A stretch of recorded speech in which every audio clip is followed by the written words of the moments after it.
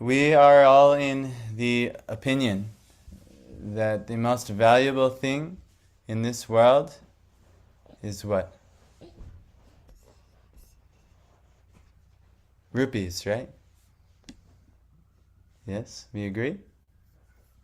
Maybe dollars, maybe gold, maybe silver. No, right? This is not the most valuable thing. But unfortunately, if we really evaluate our situation, that's oftentimes where we're at. Like for instance, if I were to say, every day we're having program here, we have so many, you please come. Well, Prabhu, I only have so much time to spend. I really have to spend this time on the studying and working and all these things. Why? Because if not, it's a threat. This money situation has to be taken care of. Everyone's going to school to get a job and all these things, right? So this is unfortunately where the case. If someone took us, and we say there was a sadhu passing through town, but then also another interesting opportunity had come about. Somebody is giving away $10 million. If we really had deep bhakti, we would not care about what somebody's giving away $10 million. But we would all go, this person's giving away $10 million. We have to go in line. The line for the $10 million giveaway would be huge. And we invite sadhus here regularly. But only so many people come. Many of you do come. But this is actually what a true bhakta, like Prahlad Maharaj, they will not. They're not attracted by any material thing, including money. Not attracted by any material thing, and they're attracted by bhakti. Very difficult.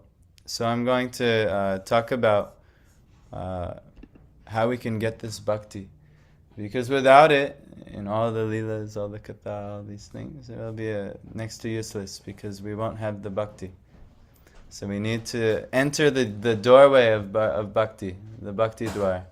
So how to get into this doorway is it's called Shadvidha Sharanagati, or the 6 kinds of surrender. So this is from the Vaishnava Tantra. But first, Om Namo Bhagavate Vasudevaya.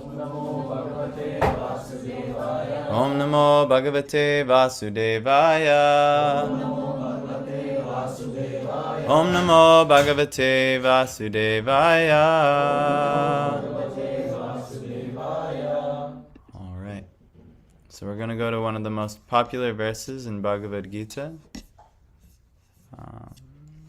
It is chapter 18, verse 66, coming after the most important verse of Bhagavad Gita, which is pure bhakti. Does anyone know what the most important verse of Bhagavad Gita?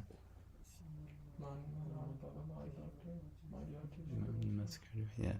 Vaishyasi satyam te pratijanam priyosi me. So this is the most important verse of bhakti, and that is, always think of me, become my devotee, offer your worship and your homage unto me. And surely you will come to me, because you are my dear friend. So this is actually what we would like to get to. But then he gives the next verse, because then this is what we have to do in order to get to that position.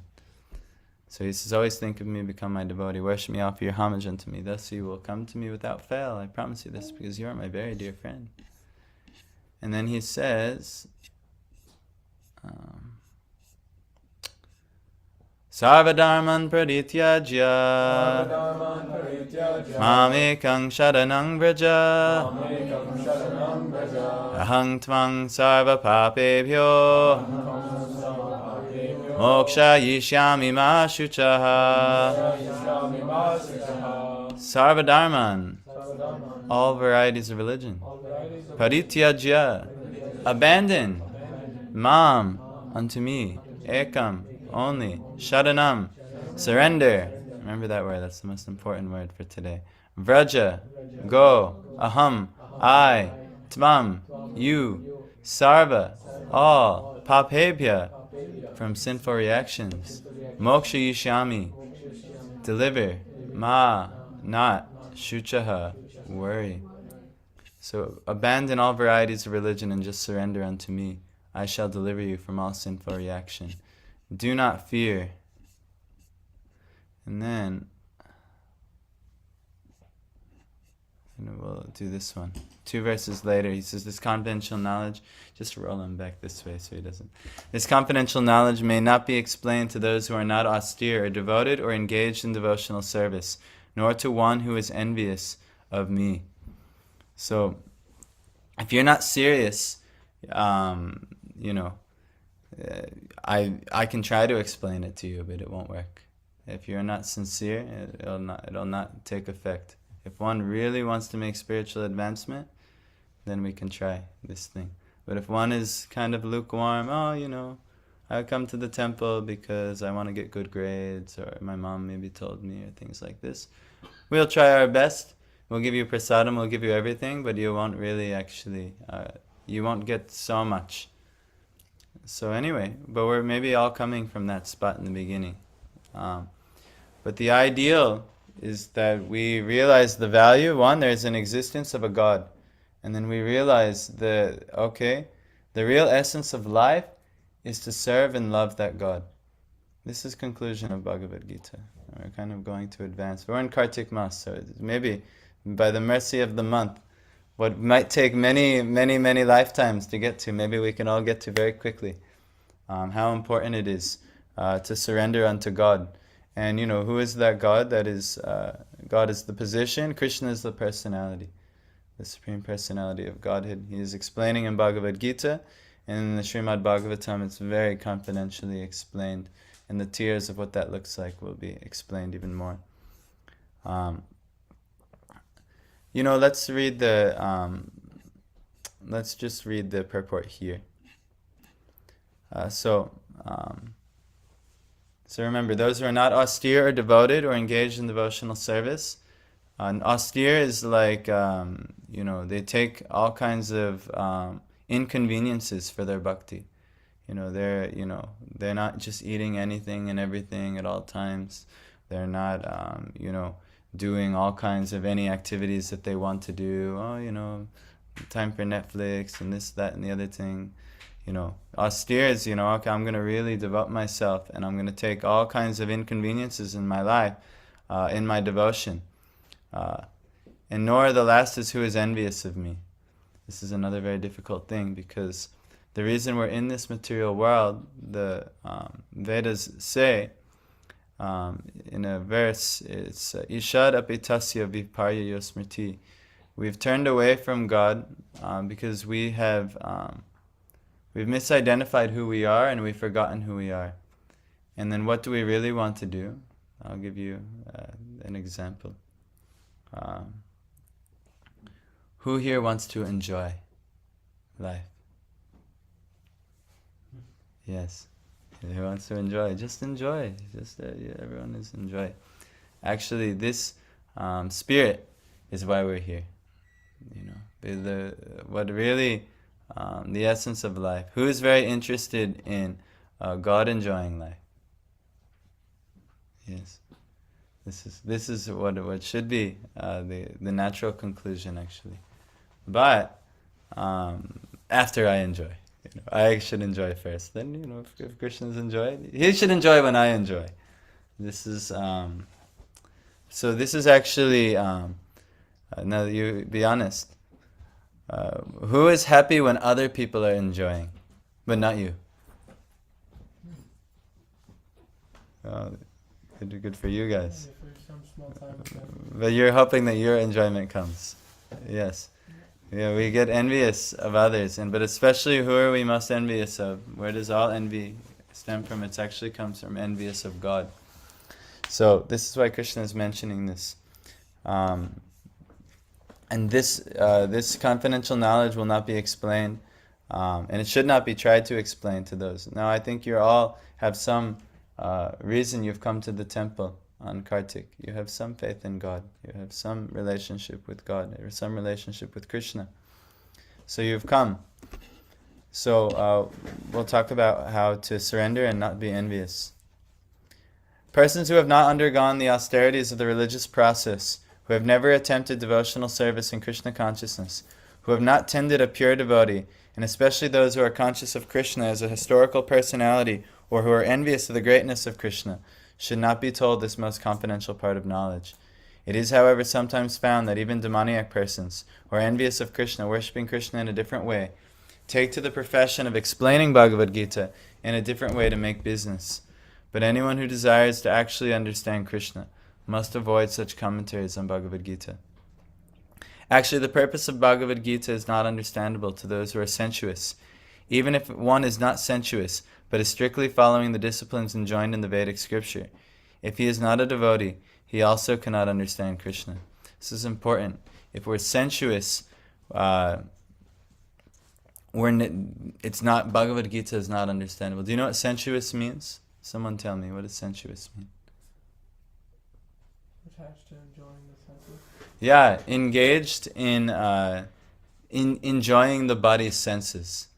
Very sensual, like between male and female, or now sometimes between female, male, touching and all these, things like this. This is very, said to be very sensual. But a sensuous person who's very engaged in how to appeal to the senses of the body, they'll never understand Bhagavad Gita.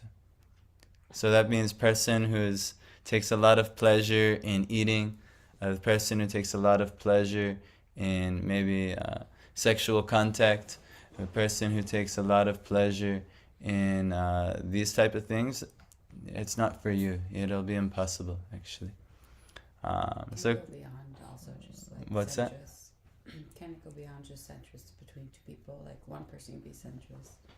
Like they like to, get massages and they like to get their nails. And yeah. You can sensuous, like wanting to, even you could just say, I just want to go on a hike and I want to see pretty things. This is sensual. Through the eyes, the senses of the eyes. A smelling junkie, someone who wants to sniff.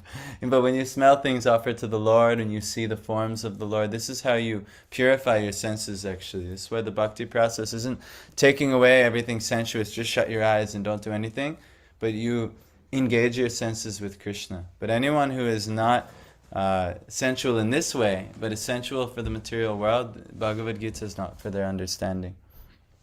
So we have to know to also control our senses. A spiritually disciplined person will control the senses. They'll control their speaking. They'll control anger. They'll control the mind telling him, do this, do this, do this. They'll say, no. I've read here. I know I have spiritual guidance in my life. I know these activities are better. They'll control all of these things. The urges of the tongue to eat anything and everything, they'll control. The really deeply spiritual person, they'll only eat prasadam of the Lord, actually. So I'll not eat anything else. Only that which I first offered to the Lord first. This is true, like, high level. We can work to that, right? But this is, until we get rid of this sensuality, and then engage our sensuality in pleasing the Lord, the most confidential secrets of the Lord will be locked to that person. And so so we'll have to do some things. We're going to talk about it today. Anyhow, where are we? But even if one is not sensuous, but is strictly following the disciplines enjoined in the Vedic scripture, if he is not a devotee, he also cannot understand Krishna. So even if you are a Paka Brahmin, and you know how to do all of the yagyas in the Vedas, and you know how to recite all kinds of Vedic scriptures, if you have not reached the conclusion of devotion, bhakti yoga, then you also, Bhagavad Gita, you'll never understand. Which is why, maybe one pastime, in Krishna Lila, there was the Vedic Brahmins, and they were practicing all the yagyas, and Krishna and his friends were nearby, and they asked for some, they wanted some food. So the reason you do yagya, the fire is said to be the tongue of Vishnu in yagya. When you offer things to the yagya, in yagya to the fire, you're feeding Vishnu through the fire. So they're doing, but then the personality of Godhead has come and he's requesting food. But because the Brahmins, they're not devotees, and they're not so in tune, they rejected the personified fire coming to them requesting food. Like this. So The devotees, if you're not a devotee, no chance. That's why he says, Manmana Bhavat, always think of me, Mad Bhakto, Bhava Mad Bhakto, become my devotee. This is what Krishna wants. This is the Vedic thing. You can do it out of fear. In the beginning, that's okay. You're like, well, if I don't surrender to Krishna, he'll punish me. Everyone, right? Who's afraid of doing sinful activities? Everyone should be very afraid of doing sinful activities. If you're not afraid of doing sinful activities, you're still atheistic. Because you're not understanding. God will punish me. If I do sinful things, punishment comes. Like if you slap somebody, if they don't slap you back, then maybe the police will slap you back. Or something like this. You have to do proper things. So in devotion to God in that way is good in the beginning. I don't want to get punished by God. I want to do devotion. But even better is that we come to the platform where we spontaneously want to do devotion to God. Because we simply want to please God. Very difficult to come to that platform. And unless one becomes austere and devoted, that will not open up to them. So this is a process. It's not a lukewarm thing. It's not a once a week thing. It's not an hour a week thing. This is your conviction of life. This is your convictions. So, the more we devote ourselves, naturally the better results will come. But the less we devote ourselves, then the less results will come. So if you practice devotion out of fear of getting less results or something, that's good in the beginning. But then eventually, worrying about the divine pleasure this is very good. Becoming less involved in what will make me happy. It's very difficult. We've lived many lifetimes. Well, my happiness is the most important thing. We still, I can tell you, and we all may intellectually understand. Yes, Krishna's happiness is more important than my happiness. We all agree? Yes, everyone's nodding their head, but then we'll all go later and do our life, and almost everything's about our happiness and very little to do with Krishna's happiness. So it's the difference between jnana and vijnana. Jnana is, yes, I know. I know it says that there, I believe it. Vijnana is actually realizing it wholeheartedly. And then vijnana, you realize it, you'll only do activities for Krishna's pleasure. But some things have to come. So, even when one poses himself as a devotee of Krishna but is not engaged in Krishna conscious activities, he also cannot understand Krishna. So even yes, you can move into the temple, you can wear kontimala, you can even grab some beads, you can even chant some mahamantra, you can join artis and things. But if you do many activities that have nothing to do with Krishna consciousness, then you will not be able to understand Krishna. Krishna is a very secret thing. You cannot conquer God by force. God is only conquered by one thing, which we'll tell in this pastime. He's conquered by love. It's the only thing that can conquer God. Your love. But if you want to try to conquer God in another way, by doing all kinds of other things, and then yes, God will definitely reveal himself. No, why? Why should he? Why will he? Even many people don't even realize the existence of God. You all hopefully do. I think you do. That's why you would come. So, there are many persons who envy Krishna because he has explained in Bhagavad Gita that he is the supreme and nothing is above him or equal to him. Even many other worshippers, he is supreme, but also Durga is supreme, and Shiva is supreme, and they're supreme. They're all supreme. You probably know. But that isn't the conclusion of Bhagavad Gita, actually. In Bhagavad Gita, Krishna is saying he is supreme, and he's also saying in choice verses that others who worship other demigods is no problem.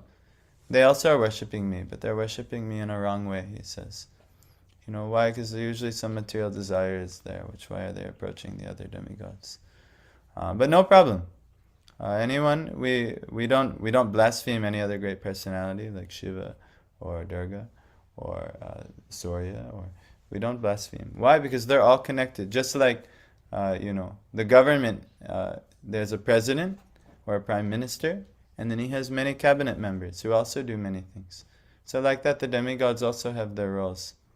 But there are many persons who are envious of Krishna. Especially, such persons should not be told of Bhagavad Gita, for they cannot understand. There is no possibility of faithless persons understanding Bhagavad Gita and Krishna. Without understanding Krishna from the authority of a pure devotee, one should not try to comment upon Bhagavad Gita. Even myself, I'm not going to try and give you my own commentary on Bhagavad Gita. That's not already coming. That's why we're reading Srila Prabhupada's Bhagavad Gita, and he has also heard Bhagavad Gita from a disciplic succession, or called parampara. A lot of times we try to mentally concoct understanding of Krishna, but he is not revealed that way actually. It can only happen through disciplic succession. Krishna says in Bhagavad Gita himself that he comes whenever the disciplic succession is broken, then he will come and restore it. Does he not? You remember this from 4th chapter? Whenever the chain of knowledge is broken, Krishna comes again to restore it. You're all familiar with this? No. Maybe I could just look at it quickly.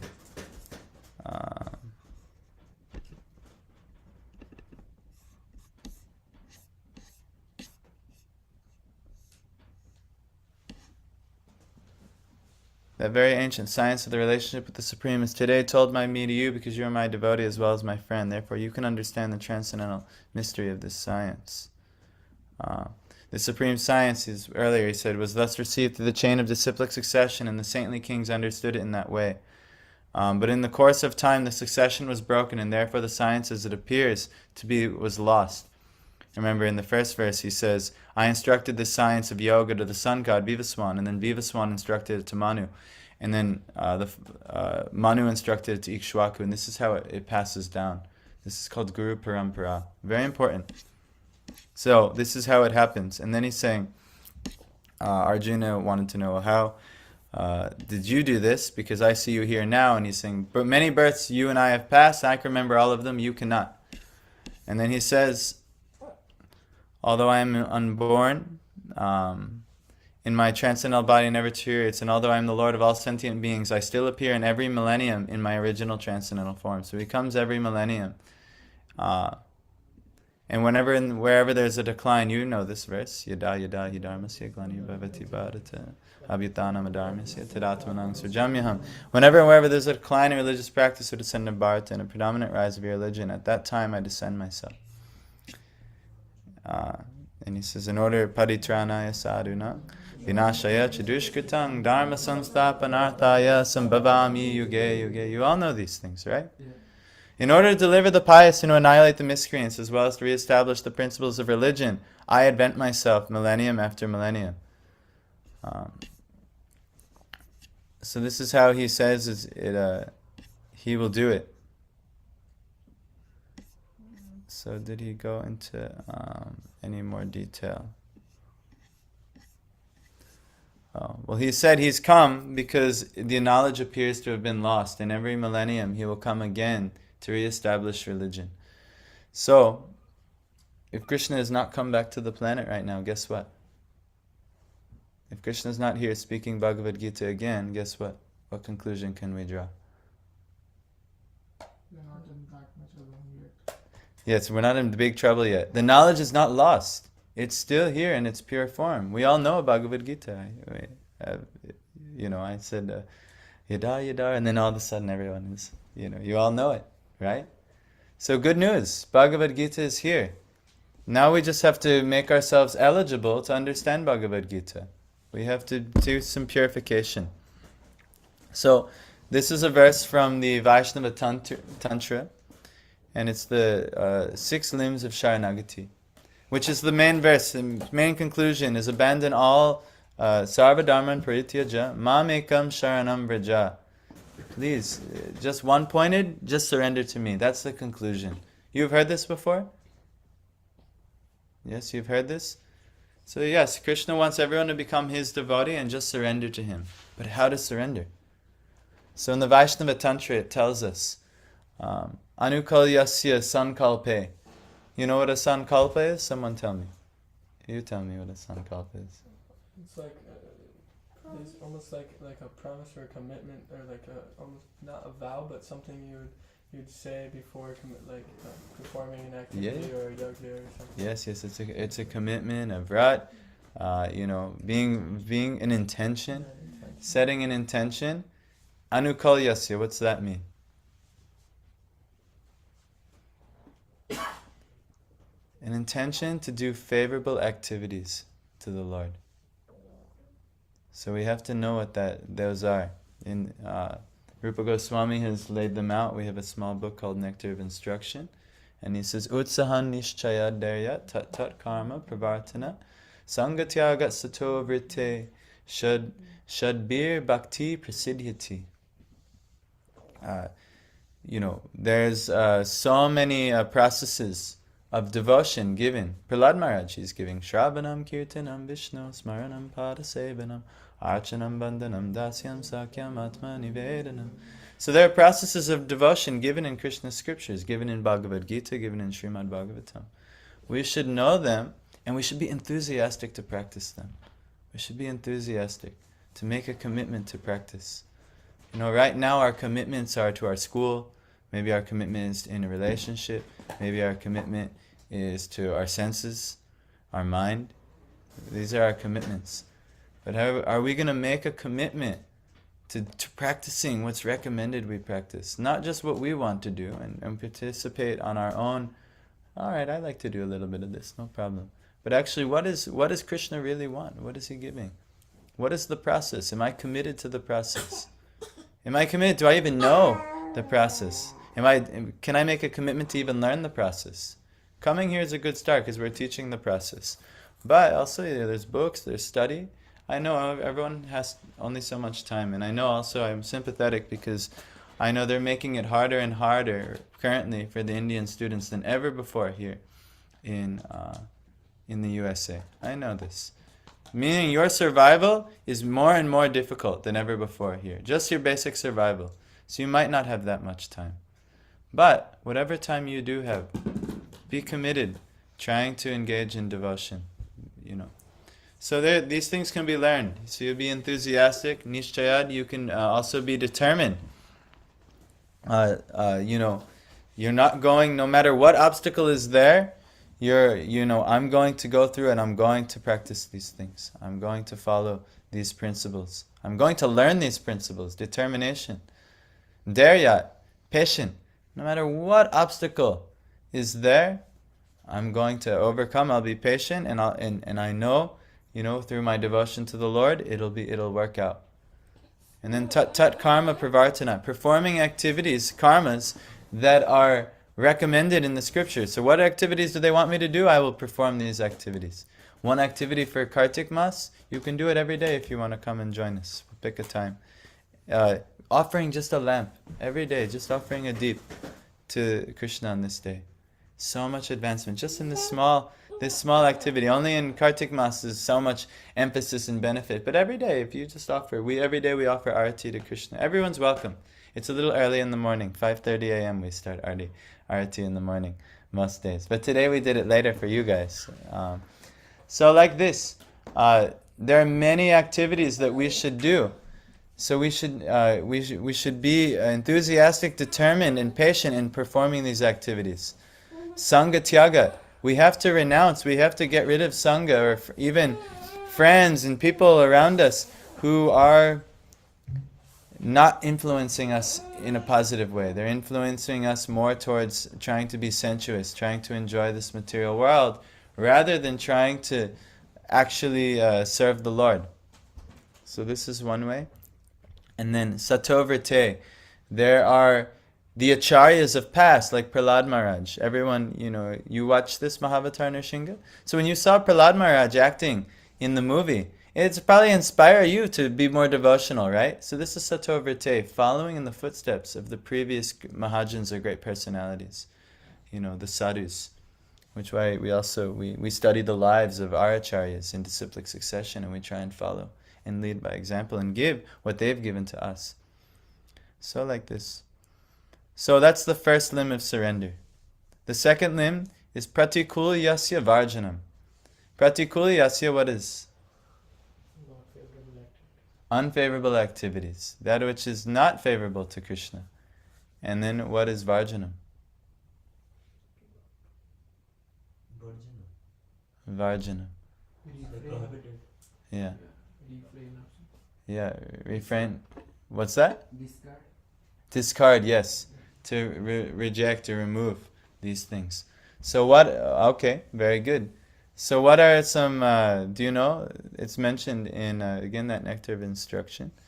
It's Atyahara Prayasascha Prajalpo Niyamagraha Jana Sangas Chalolyam Cha Shadbir Bhaktir Vinashyati. These are the things that destroy your bhakti. 6 things. Atyahara is what?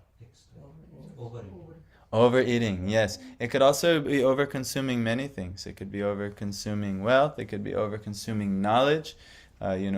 Like sometimes we like to study in school, but maybe you only need to study some portion and you don't need to really over-consume so many things. But over-consuming anything, especially eating though. Especially eating. If we don't control our eating, then it will completely ruin our chances. Even Krishna today, I normally eat my meal at like 1 p.m. But somehow we were driving today and so many things happened in this circumstance. I still didn't eat my meal at 7 p.m. But actually I feel charged where I can actually talk about this because Krishna forced me to control my eating today. But normally I also like to eat, and I like to eat a good amount of prasadam, just like many people. But if you don't control your eating, so many problems are there, and the main problem that happens is dullness of the mind. Everyone who's ever eaten more than you should have eaten, you should want to go to sleep, and then next thing you know, you're like sluggish, and you feel, oh my gosh, you can't think properly, you're not determined and all these things. So controlling our eating and controlling our consumption of anything. We have to be, this is Atyahara. Prayasash, what is this? This is a very difficult one. Prayasa. Over endeavoring, yes. Making hard endeavors. Hard labor for what? So you make hard labors in this world for anything other than devotion to the Lord. This is called prayasa, and this actually destroys bhakti. Now, you may say, well, oh my gosh, my school makes me do so much hard labor. My job makes me do so much hard labor. Yes? Right? Yes. This is not a disqualification. For survival, no problem. Whatever you need to do. Why? Because without your school, without your job, whatever you're doing, and you cannot maintain, what are the chances of coming and being situated where you can actually learn more about bhakti? So you must work hard during that time to preserve your life. If you don't do what the school asks you to do, many of you are foreign students from India, then they say, okay, well, you could just go back to India. And then you'll go back with the family at home and then get wrapped up in so many family activities. Actually, you'll have a really good opportunity where you're a bit detached from the family. I know everyone is still probably on the phone every day, family, especially I know. In the West, we don't do as much. But I know all my Indian friends are very, very related with the family. As actually should. It's good. It's a very good quality. But sometimes, if not everyone is fully committed and wholly and solely worried about one's devotion to the Lord, a lot of times distractions can happen. So we all have a good opportunity because you're kind of, many of you live with friends and things like that, and distractions can totally happen. But the main thing is that the main thing is that you focus on your devotional life, and your friends and family, hopefully that you keep in your close circle, they're pushing you in that way, rather than telling you to go away from your devotional life. So, which is why one of the things is jana sangas. We have to get rid of worldly association, who is pushing us. Trying to, you might want to do devotional activities. But no, why are you worried about that? Do that when you're older. This is a very common misconception. They say, bhakti is for when you're older. You've heard this before? Yeah, this is Prahlad Maharaj. He smashes this. This is the demonic conception the demon boys gave to Prahlad Maharaj. But unfortunately, you learned in the movie, right? They said like this. But Prahlad Maharaj is no, we have to start from as soon as, and he says, so much of our life we waste sleeping, so much of our life we waste doing this and the thing, and then when you're in family life, you have no time for all these things, you'll have barely any time to do bhakti. As soon as you know about bhakti, you should immediately take a step. So like this. So these things are present. Only favorable things to bhakti, or no, we did that. And then now we're rejecting unfavorable things, overeating, doing hard labor, not resulting in bhakti. Remember, you can do your job, you can do your activities in relation to bhakti because it's maintaining you, but no more than is necessary. Just do the proper requirements, make your boss happy enough, and then that's it. You don't need to make so much extra endeavor in these things. You make your endeavors in bhakti, and then your bhakti will not be destroyed, which is the most valuable thing. Very difficult thing. Krishna's bhakti is very difficult to acquire. Only someone completely committed in love, and then Krishna, okay, I'll give to you. You cannot conquer it. You cannot steal it. It only comes by giving, which we'll talk about in Tanu's pastime. She is wanting. So like this. The third one is actually prajalpo, speaking unnecessary things. We do want to talk about so many things. We want to listen to talks of so many things. If we sit there and someone is gossiping or criticizing someone or talking about this, that, and the other thing, our ears perk up and we can stay up all night, listen, no problem, But if we sit and we want to do devotional activities, maybe chanting the Maha Mantra or anything in devotion, we're nodding off, we're sleepy. Oh my gosh. Yes, right? Yes. Why? Because actually this is this disease of prajalpa is we actually don't have any much devotion. And so we like to hear undevotional things and we get very enlivened. Oh, gossip? Yes, tell me more. There's whole magazines and news stations for gossip and things. Every news station, politics. Oh, did you see what the other side did today? Oh my God, look at this idiot. He's orange and he does this problem, that problem, things like this, like this. But this is, these are all prajalpa and nonsense talks. Talks should be of Krishna, of God, how to make advancement in these things. So we have to get rid of this. And then niyamagraha. Niyamagraha is two things. It's niyamagraha and niyamagraha. So they're separate. Niyamagraha is, or one of them, I'm forgetting which one is which. One of them is, niyamagraha is following rules that are not relevant to you.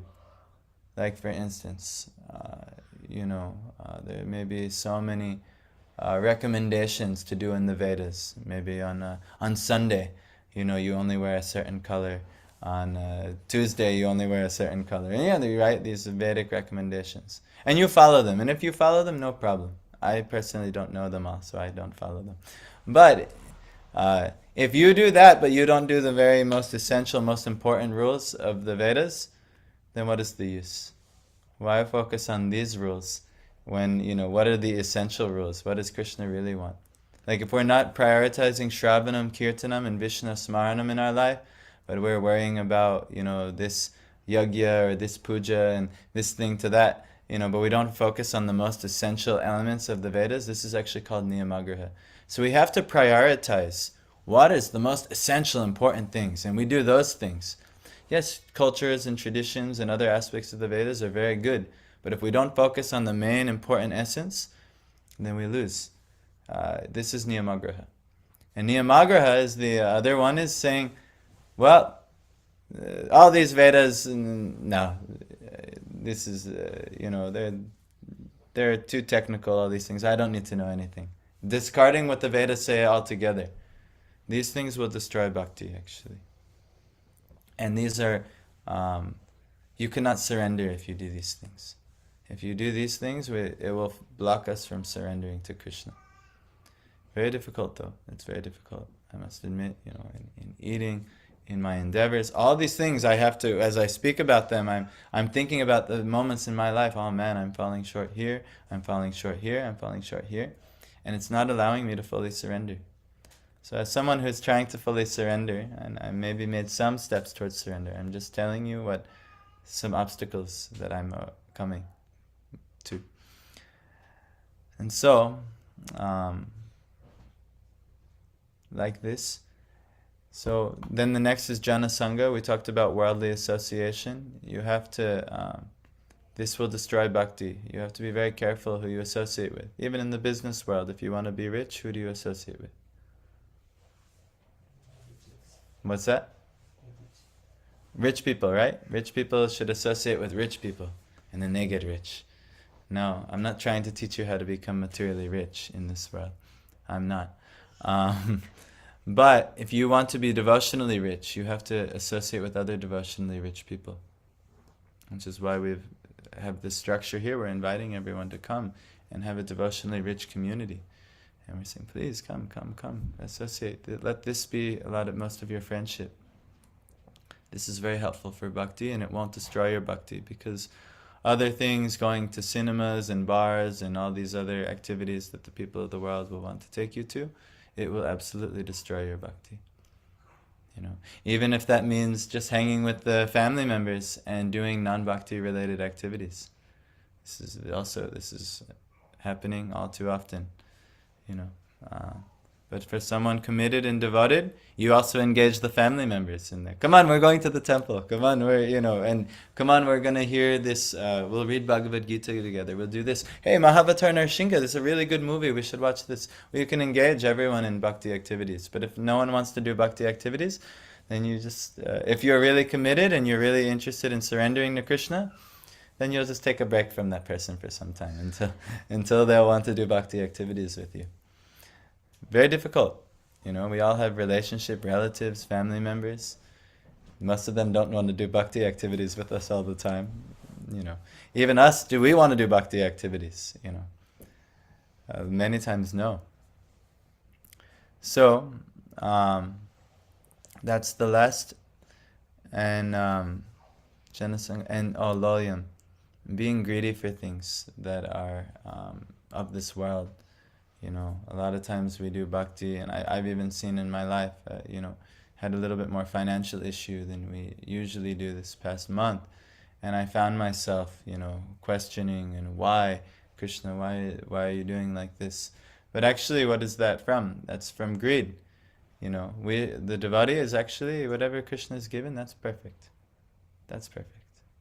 If Krishna has not given something, then it's fine. Actually, it's what's necessary.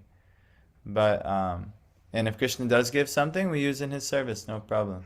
But lamenting and endeavoring for all kinds of things that Krishna is not making easily available, this is prayas, this over endeavoring. This is this will destroy your bhakti. So we have to prioritize. So these are angas of bhakti. Then there's a Rakshasyatiti Vishvaso, which is understanding that Krishna is protecting you at all times. This is a deep understanding. Even when, it's raining and it didn't go how you wanted, or you lost a bunch of money, or you lost this opportunity, or, this, that, and the other. Actually, Krishna is always protecting you. The devotee always knows like this. But the non-devotee, they cannot see it. Even us, you find in your life, you may not be able to see it when things go up and down in life, as they will go up and down. And so, but this is, in order, no matter what happens, to trust Krishna is protecting you. This is an anga of surrender. And then this is the angi. Just like the body, the torso is the angi. And the head and torso are the angi of the body. And then the limbs are the angas of the body. So this is the angi. It's goptritve baranam tata. So goptritve is understanding that Krishna is being convicted, that Krishna is accepting Krishna as your, like a swayamvara, like marriage ceremony, where the queen, she would accept the prince who had fought valiantly for her, right? So goptritve varanam, is accepting Krishna as your master and protector and guardian. And he's your maintainer. That Krishna's going to maintain me. If I do devotional activity, he's going to protect me. He's going to maintain me. This is surrender, actually.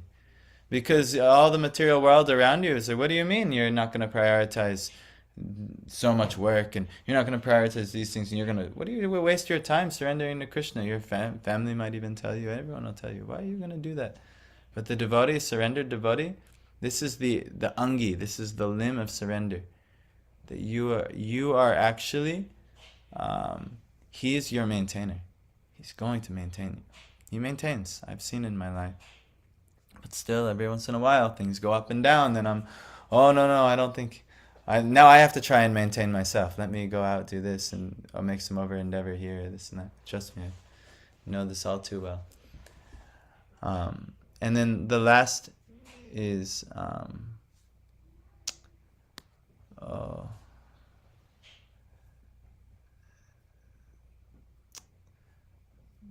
why am I forgetting it? I know the English, but I want to know the Sanskrit. It's something, very important word, nirakshakarpanye. So I said he's protector. Yes. Trusting Krishna's will at all times. Krishna is the, everything he does is perfect. No matter what's happening, accepting whatever has happened. It's very difficult, like Prahlad Maharaj. They want to kill me now? Okay. Om Namo Bhagavate Vasudevaya. And Krishna, he's protected him at every step. But no matter what is happening around you, you accept Krishna's will. I'm going to want to, I don't know why I forgot that word. Anukalyasya sankalpe pratikulyasya varjanam rakshasya titi vishwaso. Is it Brahma Nirakshakarpani? No, it's not Brahma. It's a different word. Anyway, I'll have to look it up. And somehow Krishna has bewildered me. Probably because I can't do it. So he says, no, you can't talk about this. You don't have this thing. But to really accept Krishna's will and desire. And then last is karpanye. If you do all these things, you'll naturally be very humble. To be very humble. Not think yourself great in any way. To actually understand yourself, I'm just a insignificant living entity. I would like to be surrendered to you, Krishna. I'd like to approach you, but it's up to you whether you give me the strength and the ability to do it, whether you'll maintain this thing. So these things will make us very humble. So without these things, we cannot surrender and we cannot get bhakti. And so, but the good news is, one of the very favorable things to do, is what Tanu would like to do, is hear about the pastimes of Krishna. It's very favorable. Come and hear about Krishna's teachings in Bhagavad Gita. Even more favorable is hearing his leelas, if you have faith in Krishna. So we're going to sing a song right after this called the Damodar Ashtakam. And it's relaying this pastime of Damodar Leela. There's so many things in this pastime happening. So many things. But Krishna is a baby at this time. And he is in his crib, and he wants his mother's milk, as babies do. And so, but at the same time, Mother Yashoda, she's in the kitchen, and she's cooking many preparations for Krishna, because she wants Krishna to enjoy so many nice preparations. So she's got the yogurt on, she's got the milk boiling, she's going to make sweets for Krishna, she's got so many things going on in the kitchen for Krishna. But Krishna really wants his mother's milk. So, like this, she goes in the crib, and he's crying for her, and then she comes, and she takes him out, and she lets him nurse for some time. But then there's some instance happens where she has to take him off. So then Krishna is like, what is getting in the way of this? I'm enjoying so much my mother's love and affection. What is getting in the way? But Mother Yashoda is attending to very important things that she's doing for Krishna's service later on. But Krishna's like, don't worry about all these things later. I want service right now. So Krishna is he's wanting. And so, like this, Mother Yashoda, she returns to Krishna, and he is going, going to nurse him again. But then all of a sudden, she was tending to the sweets she was making. But in Vrindavan, everything has its own personality. So the milk was very dissatisfied now that, Krishna is taking her milk, and my milk will never be used in properly. So the milk boiled over. And it's like the milk is committing suicide. This is like part of the pastime. So like this. But Krishna, Mother Yashoda, really, this is like top of the line milk. It's coming from a very rare cow. Only it has such great flavor, and it's like the best for making sweets. It's like top level milk. So Mother Yashoda, she does not want to waste this milk boiling over. So if the milk is now committing suicide, she's like, no, I cannot have. She puts Krishna down. So now Krishna is very angry, and so he picks up a rock. And Mother Yashoda also has like a really, really nice pot. It's got jewels and everything, and she keeps this yogurt in this. It's her favorite pot to ultimately for serving Krishna. And so Krishna, he takes this rock and he smacks the pot with it, and then all of a sudden the pot starts to crack, and he says, "Oh no!" Just like when you were a kid and you did something bad, and you did something bad, oh my gosh, now what do I do? So Krishna knew he did something bad, and he cracked the pot. And so this yogurt is now like leaking, and so he is trying to take the yogurt, and it's flowing out, and the monkey is now coming, because in Vrindavan food is readily available. Then all of the monkeys now will come join. So he's feeding the monkeys, and they're all trying to do it. But Mother Yashoda is tending to these things and getting back. But at some point, Krishna is realizing, we got to get out of here. So he runs, and him and the monkeys, they run out into the courtyard outside. And so now, and the reason Krishna does this is because if Krishna is outside, maybe his mother will be nicer to him. Like if you were, bad and mother wanted to spank you, but if you were in front of your aunt, she might not spank you. So you see, running to auntie. So he runs out to the residents of Vrindavan, so he's not going to get in trouble. So he's running out like this, doesn't want to get in trouble from mom. So he's putting himself in the best situation. But then Mother Yashoda, she sees her pot is broken. And not only that, she sees a bunch of yogurt footprints, and Krishna also, he took the butter from the top and eating the butter, and he's feeding the monkeys the butter, because they actually would make yogurt and butter together. You still actually can do, if you make yogurt, you can skim the top, the cream, and this makes the most healthy, the best butter actually. So Krishna is taking this butter, and the pot is cracked and it's all coming out, and him and the monkeys are eating and feeding. But then he's realizing, we got to get out of here. So he's running outside in the courtyard. But then Mother Yashoda, she's, not happy, and so she's chasing him. And so now he's looking behind, and he's very fearful to see her running like this. And he is also God, How can Mother Yashoda, if he doesn't want to be caught? Like even us, we might want to see God, but then we sit in meditation, he won't reveal himself. We can't force him to, right? So how can Mother Yashoda catch him? So the reason is because she has so much love, and he's conquered. by this thing. So he's in this little infant form, baby form, toddler form. So he's running from Mother Yashoda, and she's chasing, and then she finally captures him.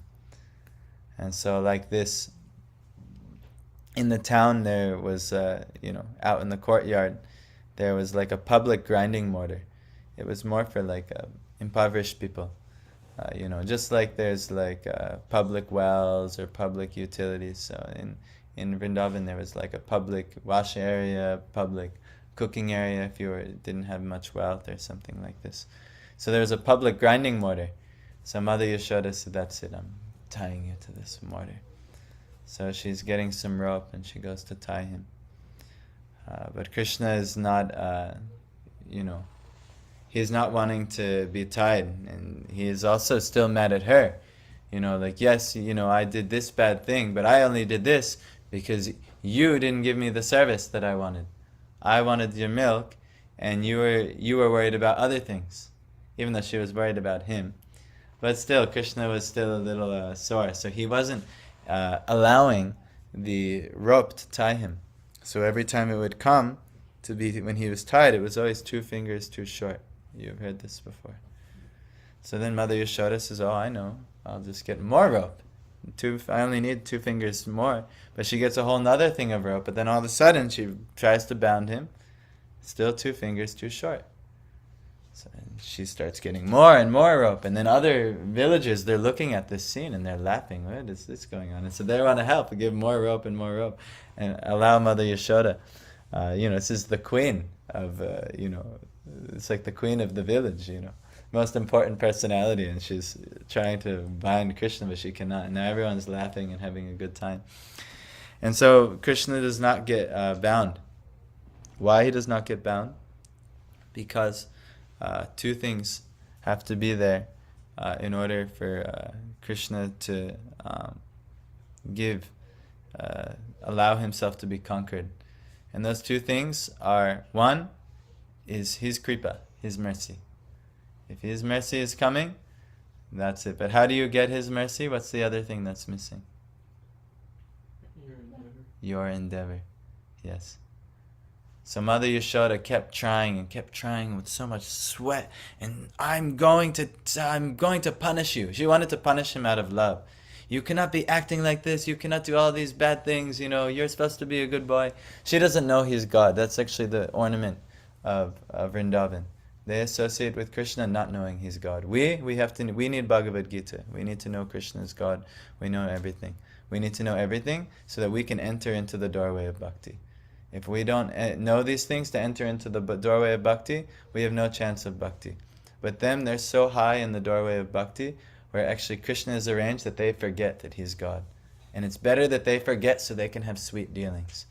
Just like, if we all found out that Abhinav was like the CEO of Google, we would be like, "Oh, Mr. Abhinav, and we'd start acting him in such a weird way with him, and he'd be like, "Oh, you were just friends with me before," But so similarly, when one knows that Krishna is God, the controller of all universes, the creator of everything, it doesn't allow for the sweetness. So actually, Mother Yashoda, she's so deep in bhakti that Krishna will cover, and actually Krishna even covers knowledge that he's God from himself, or he doesn't even know anymore. It's a very mystical type of a thing. But only in Vrindavan such things can happen. In Mathura, Dwarka, Krishna knows he's God, and others know he's God. But in Vrindavan, what makes it so special is they don't know he's God. And he likes it that way. And he also doesn't know. And in Vrindavan, he doesn't even know he's God. So, and if he does, somehow or other, it gets revealed to him that he's God, he, quickly an arrangement is made for him to forget by one of the, like Vrinda Devi is the presiding deity over Vrindavan. She makes all kinds of arrangements so that everyone can have nice pastimes with Krishna. So Mother Yashoda could not bind him. Krishna didn't want to be bound, so he could not be bound because he is God. But he sees her endeavor, and she sees her sweat and her turmoil. I'm your parent, and I'm going to chastise you. And so finally, after so much rope, so much endeavor, finally, his mercy is coming. He actually wanted to be bound. And as soon as he wanted to be bound, he gets bound and he gets tied up. So they tied him up nicely, very tightly, against the grinding mortar, and he's crying. And Mother Yashoda is saying, now you stay here, this, that, and the other thing. Like, you're in timeout.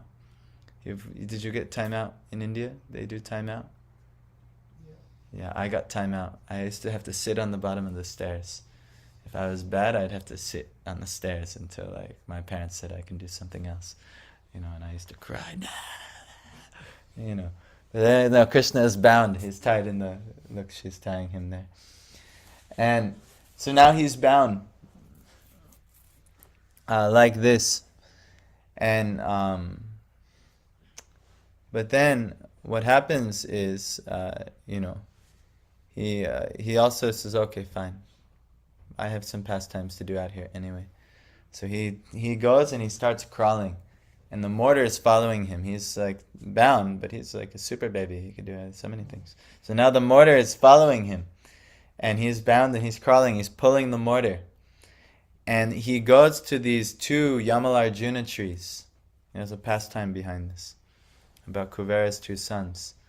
And the pastime is they were becoming very sensuous they were very sensuous, and they were so drunk and intoxicated and enjoying women in the rivers. And when Narada Muni came, they disrespected him. And when the women covered up because they knew this is wrong, there's a sage has come. But they're so drunk and intoxicated and naked and enjoying with the ladies that they said, what do you mean? Why are you ladies stopping? Come on, let's keep going. Who cares what he's doing? And so Narada Muni said, your father is Kuvera. He's the great devotee of Lord Shiva. He's like the treasure amongst the demigods. You're going to act like this? You foolish boys. If you want to be naked like this and enjoying, then better you be trees. I curse you to be trees. And so now they come to their senses. Oh my God. Please reverse some for our benefit. Give mercy to us. And Narada Muni says, all right, you're still going to be trees. But the Supreme Lord himself, when next time Vishnu comes to this earth, he'll deliver you personally. And that's actually a very good blessing. They still had to do millions of years of punishment for being trees because they were sinful. But finally, Krishna comes crawling over with his mortar during this pastime, and the 2 trees are very, very tall, but they're close together. Maybe even conjoined in one trunk coming up like this. And Krishna crawls right in between the 2 trees. And then the mortar gets stuck, and he's stuck between the trees, and he's just trying to keep crawling. But he's, God, he could do anything.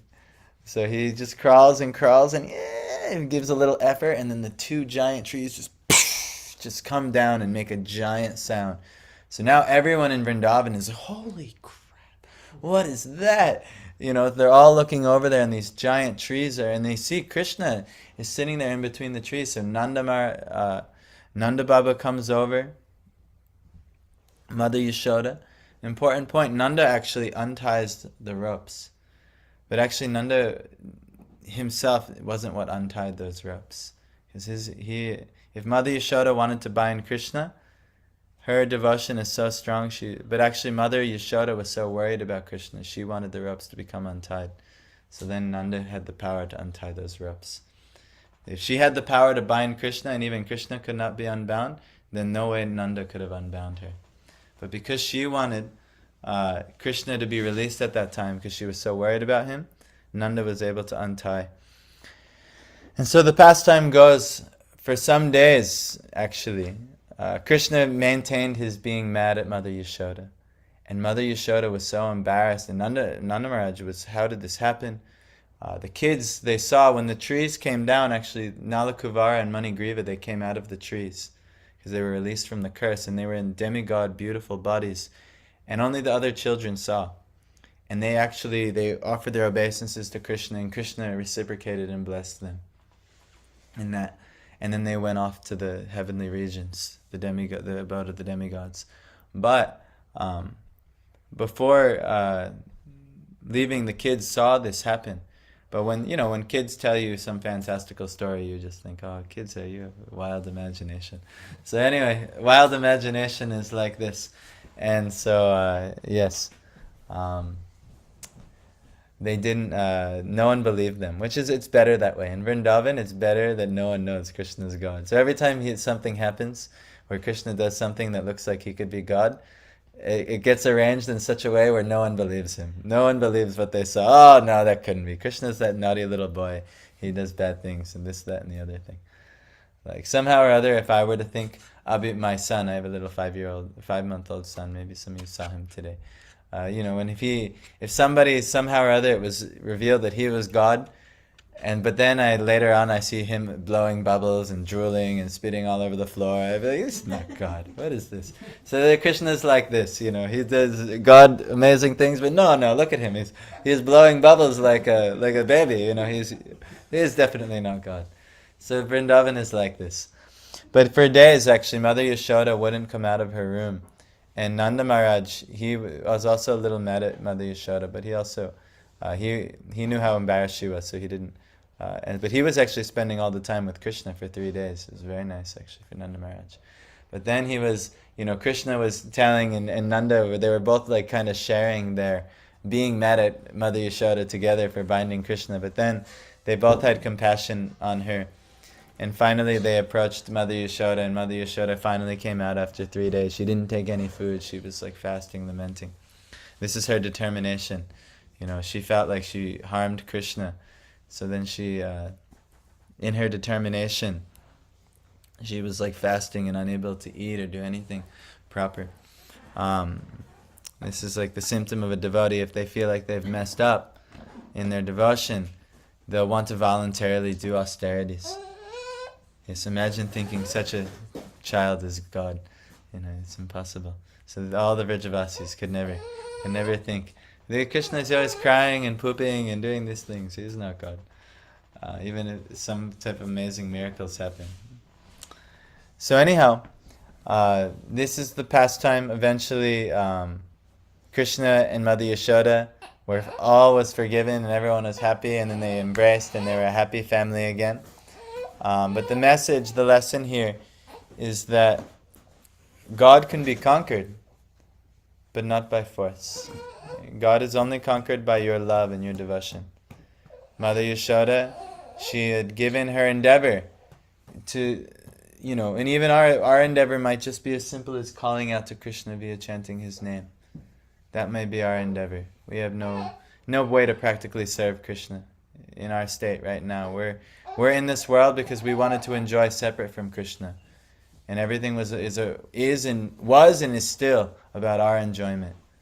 But if you do want to change that, and you want to turn around, like I heard the analogy, if you're driving one way on the highway, but you want to go the exact opposite way, or another analogy is if you want to go east, you have to give up going west.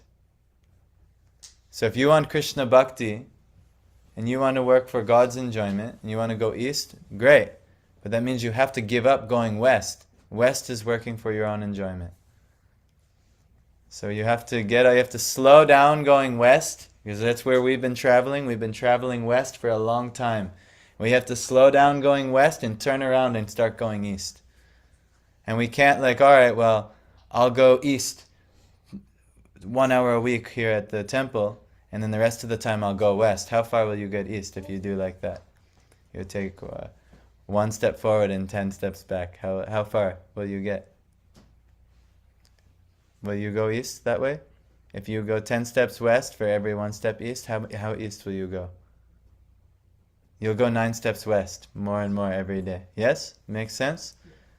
So this is why sensuous people cannot understand Krishna. They cannot go to Krishna. So we are all making endeavors. But if our endeavors for our enjoyment, we keep going west. And maybe we make some endeavor for Krishna's enjoyment. Here's a lamp, here's this. It's great. You're starting to go east. But if you go east and then just keep going west all the other time, how far east will you make it? So this is what we're recommending. Come Come with us to go east. Let's all go east together. Yes, there's so many things we have to do in this world. Don't problem. Do them so that you can keep going east. And don't go west. Don't try to worry about your own personal enjoyment. Everyone is doing like that, and guess what? They're not enjoying. They're suffering. You know, what is this verse? Mamaibam sho jiva loke, jiva bhuta sanatana, manas shashta nindriyani, prakriti sthani karshati. And that means, you know, we're all parts of Krishna. We're all in this world. We're all little fragmental parts of Krishna, and we're all eternal. But manashashtan indriyani, we're struggling with the mind and the other five senses. So the six senses of the mind and all of the senses of the body. And in this, we're situated in this material world suffering. By enjoying the senses, Krishna is saying in Bhagavad Gita, what you get instead is suffering. Yes. By prioritizing eating good food, instead of enjoyment, you'll get some enjoyment in the eating process, but then so much disease comes. You know, like this, people in this country love to eat meat. They eat, and the number one cause of death and suffering is heart disease. That could be avoided simply by avoiding eating meat. But because they enjoy, and it's sinful, they want to enjoy. But similarly us, even if you're vegetarian, but you just want to enjoy the senses of eating all the time, eating anything and everything, not regulated, you'll get disease. You know, these things happening. 95% of the diseases are usually food related, improper eating, things like this. But anyhow, we have to turn around, not turn away from God and go west. We have to go east towards the Lord, and then if we go east, we can be blissful, and Krishna will be blissful, and we'll all be blissful together. But if we try to be blissful ourselves and neglect Krishna and all others in our attempts to be blissful, we're going the wrong way. So anyhow, the right way is the processes of bhakti. Hey Karshan, how are you doing? So the right way of the processes of bhakti. So this Kartik month is so much bhakti is just being so easily given. It's so difficult to get bhakti. It's so difficult to get bhakti. You could practice for many, many years and not get any bhakti, practically. But during this month, he is giving 1,000 times more bhakti for every activity that you do. So please prioritize coming. Every day, we're going to do what we're going to do right now. There's a bhajan, and maybe I'll give a class on this bhajan at some point. But it's a really wonderful bhajan, and it's about the Damodar Leela, the pastime I just told. And what makes this pastime so great is not knowing that Krishna is God, not knowing all of these things. The author doesn't want to know anything about this.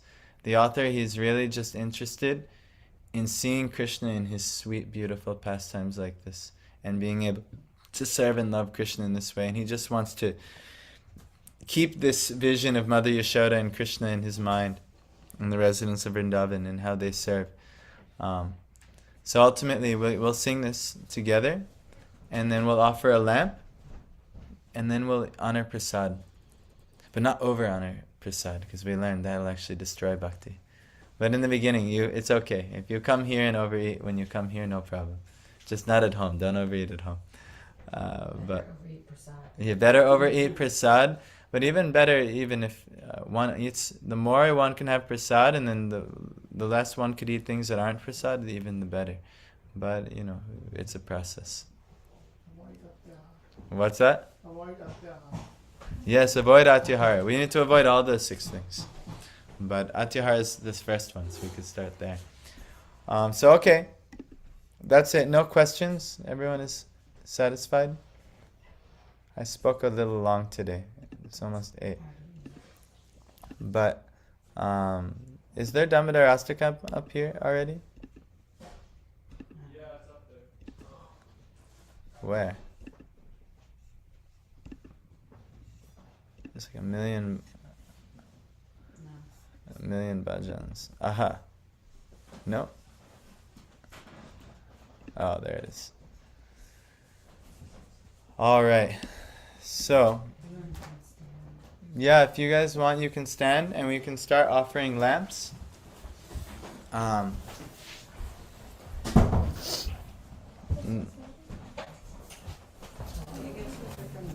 Yeah, so maybe Parth and Madhav, you can help. And then maybe we can turn this so others can see. Can you all see it on the screen? Can I have one nice sevak? Maybe you could do, or anyone? What's that? You'll take it. I might have to leave at some point. So it's recommended every night to chant this during this month. We're on night 3, maybe not everyone is done, but if you want, we're going to do this every day. If you want to come, coordinate with us and we'll chant this every night together, and we can offer a lamp, and anyone's welcome to come anytime during this month. But even if you just come to the programs, we'll do this at every program during this Kartik Mas. This is supposed to be done at night only? It's recommended at night, but if you can't do it at night, like on the first day we had to drive 10 hours, we did it in the morning at the temple. Okay. And so, but night is the recommended time to do it. But if you want to come early in the morning with us, we can offer in the morning, or we'll let you offer in the morning, no problem.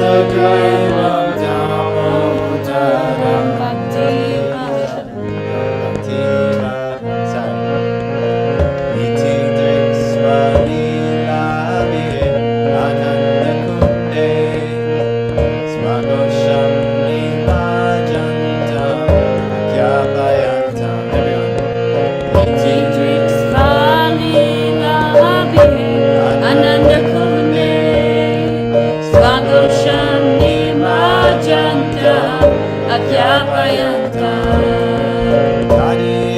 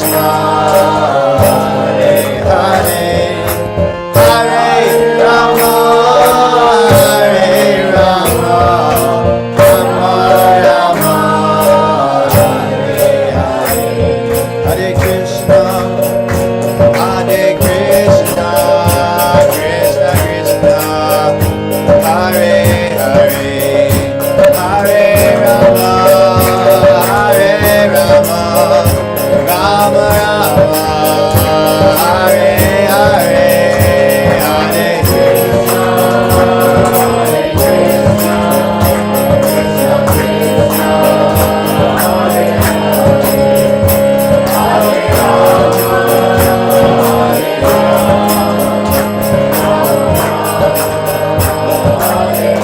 Nitai Gora Hari Bo, Hari Bo, Hari Bo, Nitai Gora Hari Bo, Hari Bo, Hari Bo, Jaya Jaya Prabhupada, Prabhupada, Prabhupada, Jaya Srila Prabhupada.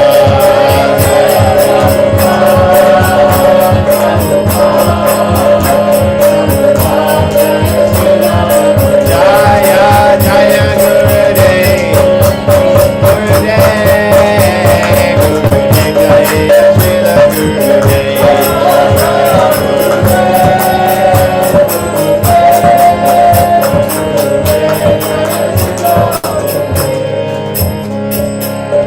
Shri Harinam Sankirtan Yajna ki, Shri Damdarashtakam ki, Shri Kartik Mas ki, Gaura Premanande. So thank you guys all so much for joining. Sorry I went quite a bit over. I should mention for Kartik, we're going to have to make the programs definitely go to 8. I'll try not to let them go to 8:12 again. That was a little too long. But the program's going to have to be longer because we're going to do Damodarastakam and offer lamps. Every day, if you guys want, we have a program here every day. So if you want, you can come like 7:45 to 9 a.m. Every day you can come here and you can do your devotional practice. You can come, you can offer a lamp with us. I know the world is telling us to go west, but Krishna is totally telling us to go east, and it's in our best interest to go east. So if you want to make the humble endeavor with us, our programs are designed to facilitate us going east every day. So we do, everyone here at the ashram, we're committed to at least going east while we're here. I don't know what everyone does the rest of the day. We can go west, north, who knows where everyone's going, but we're all trying to go towards Krishna Bhakti. That's the recommendation, and that will give us the best result, and that's where we can actually conquer Krishna that way. But otherwise, Krishna's laws of karma are very stringent, and we will get, we'll get tossed and turned by the material world like we've been doing for a long time. So let's go east and stop getting tossed and turned and accept by Krishna's love and our love for Krishna. And this Kartik Mas is the best time to do it. You have so much ability to do this at this time, so please take the opportunity. Thank you who joined us online. I know I didn't end the class online, so you guys got the Damodarastakam too. But anyhow,